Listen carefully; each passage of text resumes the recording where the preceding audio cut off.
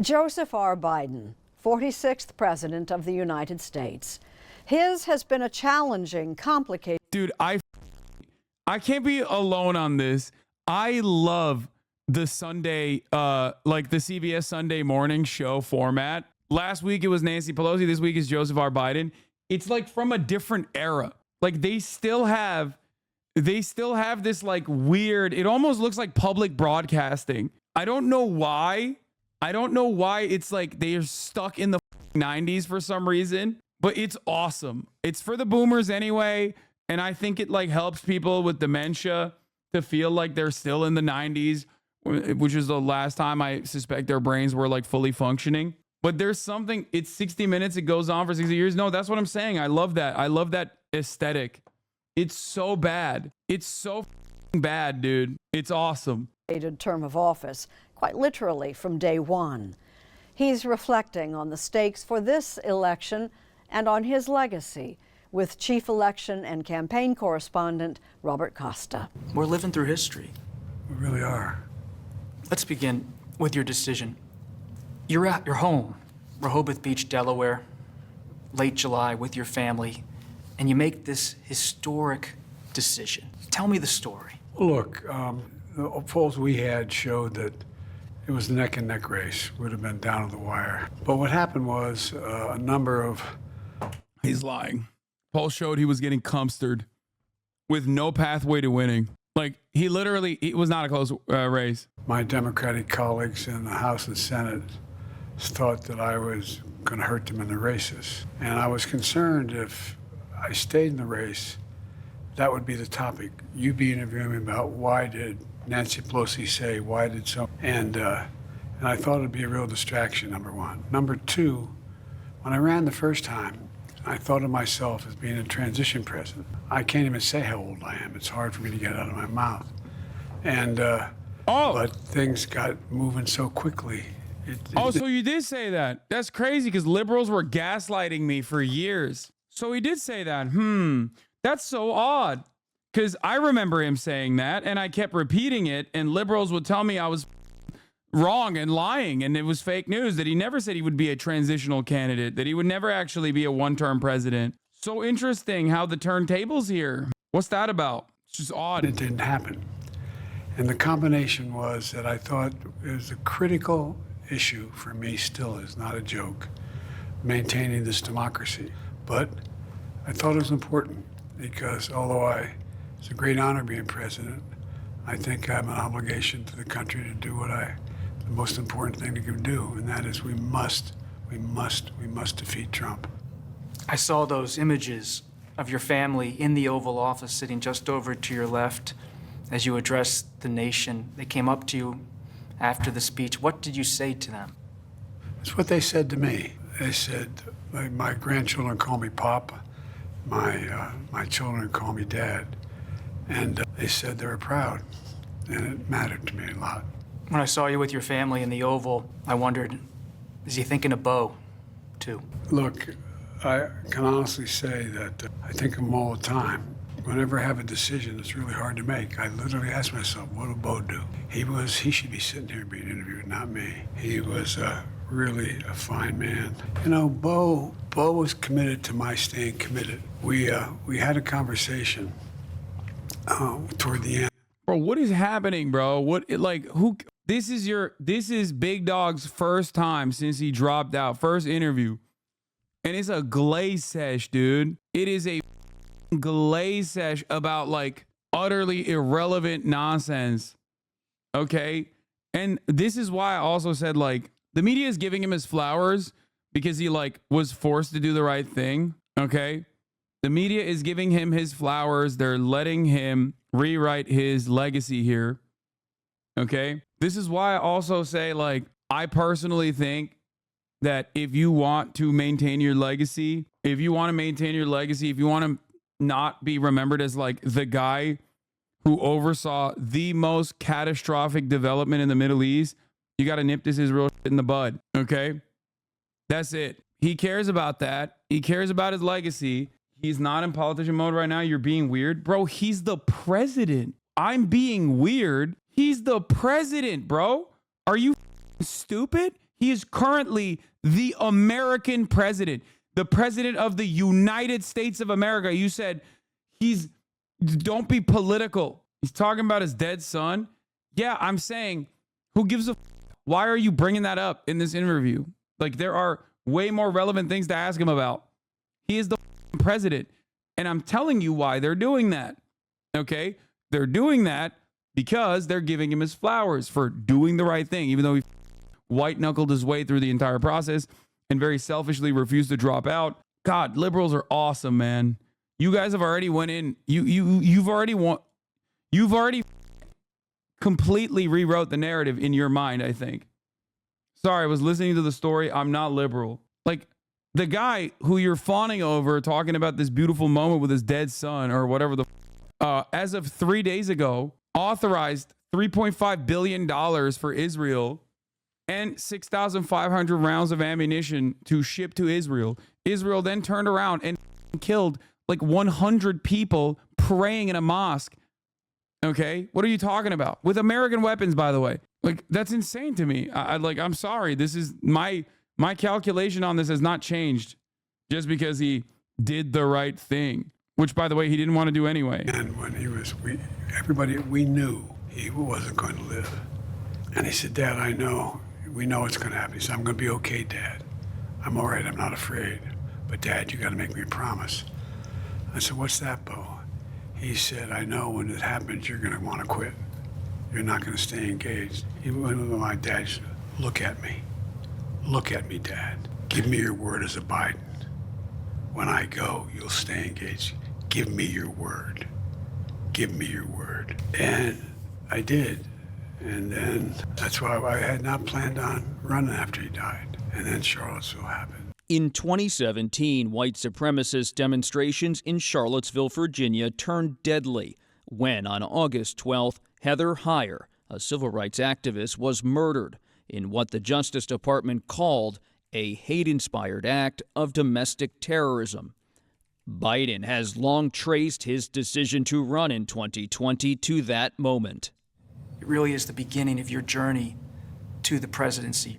As you look at American democracy 7 years later, how do you see it? When I spoke to the mom who lost her daughter, it's a consequence of those neo-Nazis and white supremacists come out of fields in America with torches, carrying Nazi banners, singing the same sick anti-Semitic bile that was sung in Germany in the 30s. And when her daughter was killed, the press went to the then President Trump and said, what do you think? He said, they're very fine people on both sides. And I knew then, I knew I had to do something. And that's why I decided to run, because democracy was literally at stake. And, and then he evidenced everything that we thought. January 6th, when attack on the Capitol. Talked about now, because he now talks about. No, this would have been great. Imagine if that debate never happened, dude. Holy. Hey, I haven't been paying attention to politics. Have the Dems realized this guy needs to drop out for them to have a chance? Nah, he's still president. I'm writing him in. Liberals got to be thanking the Biden team until next year.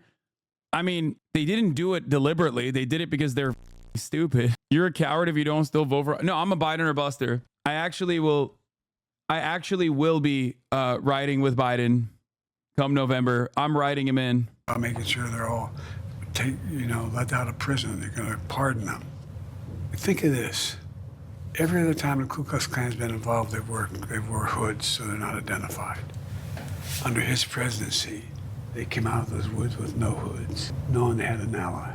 That's how I read it. They knew they had an ally in the White House, and he stepped up for them. Are you confident that there will be a peaceful transfer of power in January 2025?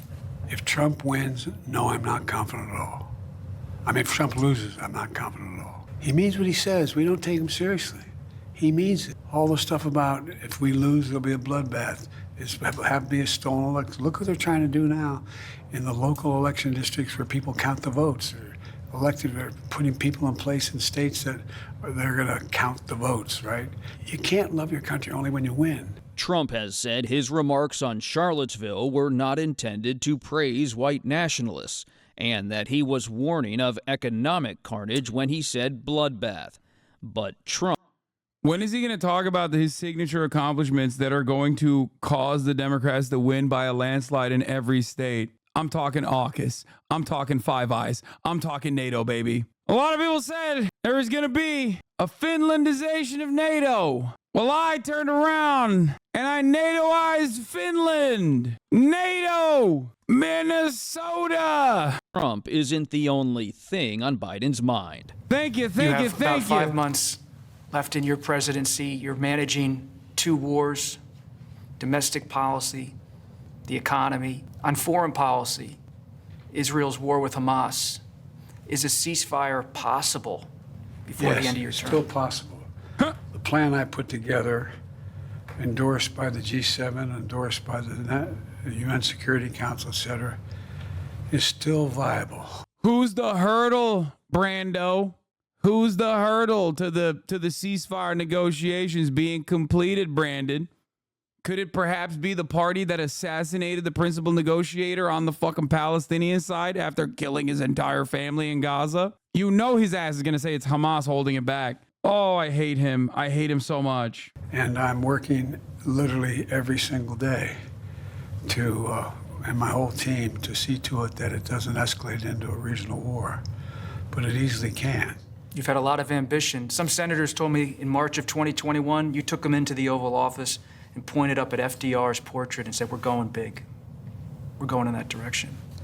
I did. He was a valid military target, Hassan. Bro, no, he wasn't. What the fuck are you talking about? Is this even a line that anyone is saying? Like, where are you getting this? Because either you're being sarcastic, or, which I hope you are, or you like literally are not even listening to CNN at this point. Like, who?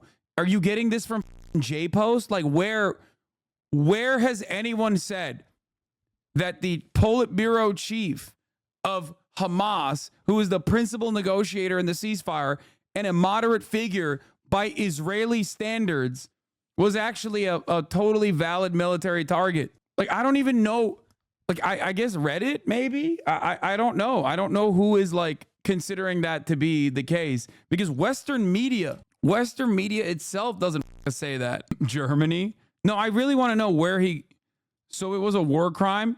It was a violation on like a million different fronts. Okay, Reddit was sorted by controversial. Does the chatter think the grandkids were valid? I'm not even talking about that. Eyes on the prize. Okay. Yes, brother. It was an assassination on foreign soil, on Iranian soil. Like it's a crime in every capacity of the word. Israel can violate sovereignty of any country it wants. Is that really the way that you are operating here when you arrive at this? Explain to me where you heard that he was a valid military target, or why you think he's a valid military target. You don't have to apologize. I just want to know, because I'm legitimately asking. I am actually unironically curious. I want to know where this information is being disseminated from. And I want to know what steps you took to arrive at this conclusion. Like, you cannot kill a foreign diplomat and violate another country, a third country's sovereignty in the process. I thought anyone that oversees military operations are valid targets, even a president. First of all, he does not oversee the military operations, so you're wrong on that front. He's not even like a commander-in-chief. The Hamas military branch is totally separate from Politburo. Like, he doesn't oversee the military operations at all. That's number one. Number two, he is a diplomat in this process. He is the principal negotiator. He is the principal negotiating party for the Palestinian side. He has sat in rooms with Israeli officials. But no, a person who oversees military operations are not valid targets either. Like, unless you're operating on whatever Israel does is good, and whatever America does is good, but whatever anyone else does is bad. And we have, with the great help of so many people. Look, democracy works. And it was very important to prove that it worked. Prove that it worked. I mean, look at what we've been able to do. We've created 16 million jobs. I mean, real new jobs. We've gotten around the brink of having the private sector invest over $1 trillion. $1 trillion in the American economy. One of the things I fought for as a senator a long time was to change the dynamic of how we grow the economy, not from the top down, but from the bottom up. The idea of trickle-down economics doesn't work in my view. You're proud of this record. Will we see you out on the campaign trail for Vice Yes. President Harris? Yes, you will. I talk to her frequently, and by the way, No, I've stay known away. her running mate is a Stay great away. guy. Stay away. Stay away. Don't. Nope. Stay the fuck away. Stay the fuck away, Joe. Joe, stay the fuck away, Joe. Don't do it. Don't do it. Thank God he's so old. That's a bluff. He's bluffing. He's gonna throw. He's gonna throw. We say, if we grew up in the same neighborhood, we'd have been friends. He's my kind of guy. He's real. He's smart. I've known him for several decades. I think it's a hell of a team. To those who have expressed skepticism about how much you'll be on the trail or about the rest of your term, raise questions about your health, what do you say to them? All I can Watch say me. is watch. That's all. Watch me. I had a really, really bad day in that debate because I was sick. But I have no... Watch me. We have, bro. We've seen it. We saw it. 50 million Americans saw it, and we're like, oh my God. It was so disastrous that you literally had to do something that has not really happened ever in American history. serious problem. I was talking to Governor Shapiro, who's a friend. We have to win Pennsylvania, my original home state. He and I are putting together a campaign tour in Pennsylvania. No, LBJ doesn't count because the reasons were different. No, LBJ doesn't count because the reasons were different. Joe was forcibly removed from the ticket. Okay? Come on, dude. I'm going to be campaigning in other states as well. And I'm going to do whatever Kamala thinks I can do to help most. We had this conversation in the president's private residence, here in the White House Treaty Room, where historic peace agreements have been signed. Watching over us, Ulysses S. Grant, the general turned president who labored to restore the Union after the Civil War. When you think about the presidency, we're here in a special room in the residence, so much history in this room. How do you want history to remember President Biden? That he proved democracy can work. It got us out of a pandemic. It produced the single greatest economic recovery in American history. We're the most powerful economy in the world. We have more to do. And it demonstrated that we can pull the nation together. Look, I've always believed, and I still do, the American people are good and decent. They're honorable people. Nah. When I announced my candidacy to run way back for president, I said we got to do three things: restore the soul of America, build the economy from the middle out and the bottom up, not the top down, and bring the country together. No one thought we could get done, and including not my own people, what we got done. But one of the problems is I knew all the things we did were going to take a little time to work their way through. So now people are realizing, oh, that highway, the biggest mistake we made, we didn't put up signs saying Joe did it. They did. Folks! They literally did, and it was actually smart of them to do so. They did do that, and also it was actually brilliant. They literally have signs on infrastructure projects where it just straight up says, like, this was brought to you by Joe Biden, and they should do that. Why the fuck wouldn't they? I think that's valid to do. Some of the best aspects of his presidency, flaunt it. Who cares? Hasan, you may not believe it, but most people are actually decent and normal. Wait, I do believe that, bro. Calm down, okay? I'm making a joke when I said, oh, no, American people are not decent, okay? Shut up. Don't be so baby brain. The people of this nation have spoken. 4 years ago, what Joe did was defeat Donald Trump. Now, with Trump attempting to return to the White House, Biden is sounding the alarm, in a way sitting presidents rarely, if ever, do. The stakes are that high to you. I give you my word, I think they're that high. Mark my words. If he wins this this election, watch what happens. It's a danger. He's a genuine danger to American security. Look, we're at an inflection point in world history. We really are.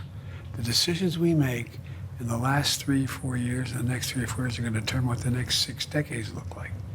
And democracy is the key. And that's why I went down and made that speech at Johnson Center about the Supreme Court. Supreme Court is so out of whack, so out of whack. And so I propose that we limit the terms to 18 years.